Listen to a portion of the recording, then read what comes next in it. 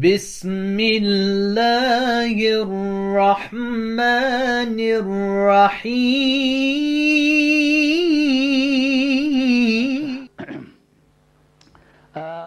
I'm not a properly English speaker person, but I have learned it just to feed my community the Islamic information.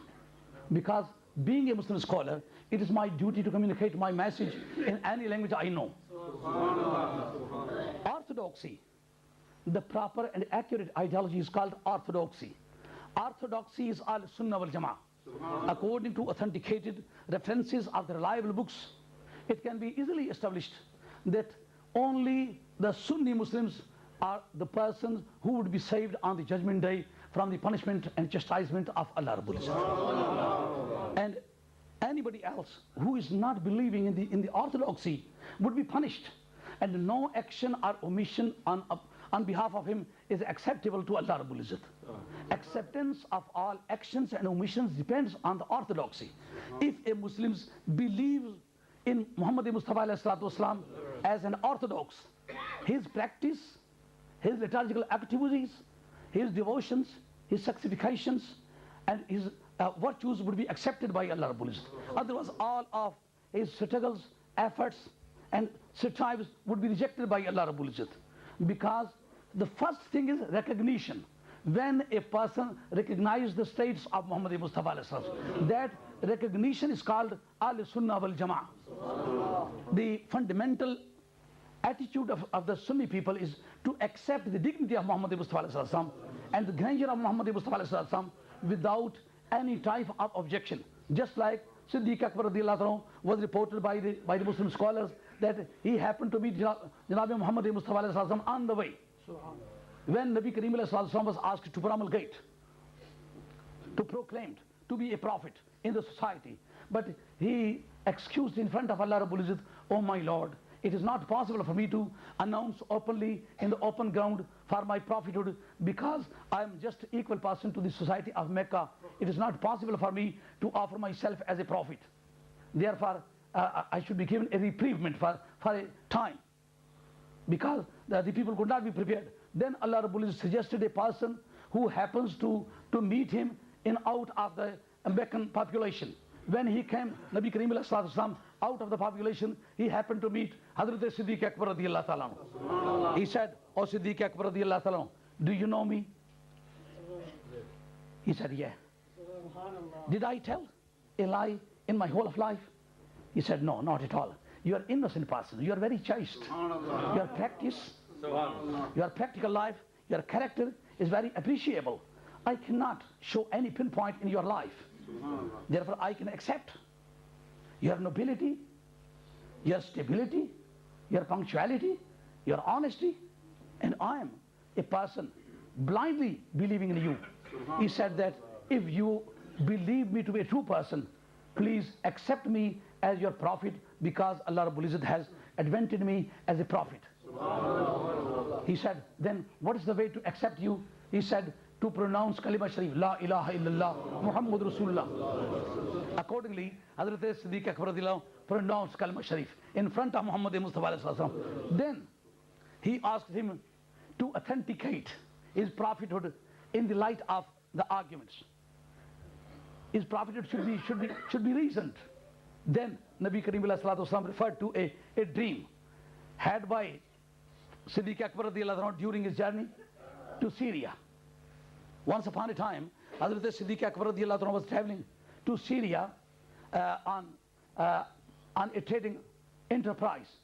And during the journey, he had a dream that a moon, crescent moon, fell down in his lap. And when he woke up, he went to a person who was one of the best interpreters of the dreams. And he was a Christian scholar. When he approached him, he told the dream. He said that if you promise me not to tell anybody before the realization, when interpretation comes in the field that is called realization, before the realization is prohibited to be told to anybody else in the world. If you promise me not to tell the interpretation or realization of this dream, I shall interpret it. He said that I'm ready. I promise you to keep it secret. Then he told him that the last and final prophet was going to appear in the world, and you would be the first person as an adult person to accept his message, and you are a very lucky person. You will be given a great preferability and preference in your society. But it was kept secret by Siddiq Akbar radiallahu ta'ala anhu up to the time of question of Muhammad Mustafa alayhi salatu wasalam. When he asked for the reasoning, Nabi Kareem alayhi salatu wasalam, then the gear of the prophet began to work. Nabi Kareem alayhi salam told him that the reason, the authority of my prophethood is that that dream which you had during your journey while going to Syria. I am the same person who was told about.